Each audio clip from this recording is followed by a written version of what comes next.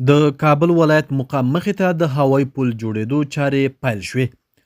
د کابل ولایت مقام مخې ته د 215 مترو په اوږدوالي د هوایي پل جوړېدو چارې پیل پرانیسته وشوه.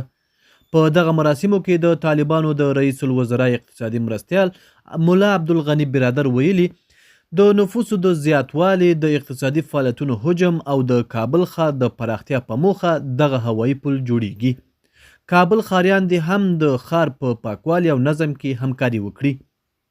دغه هوایي پل د 215 مترو په اوږدوالي، 18 متره سور او 6.8 متره لوړوالی لري چې ټول به پرې 462 میلیونه افغانۍ لګښت راشي او چارې به یې 15 میاشتو کې بشپړې شي.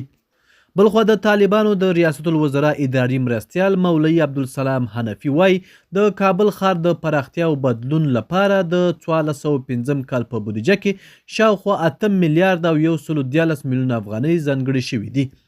د هغه په وینا سږ کال په کابل کې د طالبانو د ښاروالۍ لخوا شاوخوا 258 پراختیایي پروژې پلي کیږي.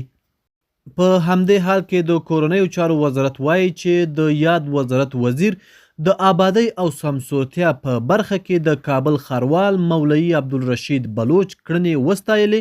په خبرپاڼه کې راغلي چې دغه غونډه کې د یاد وزارت وزیر د کابل ښاروال د کړنو ستاینې سربیره د امنیت ټینګښت، ښاري نظم او آبادۍ په اړه هر اړخیزې خبرې وکړې. د نن ورځې خبر تر همدې ځایه وو. د نورو تازه او مهمو خبرونو لپاره افغان میډیا چینل در سره سبسکرایب کړئ او خپل نظریات مو را سره په کومنټ کې شریک کړئ.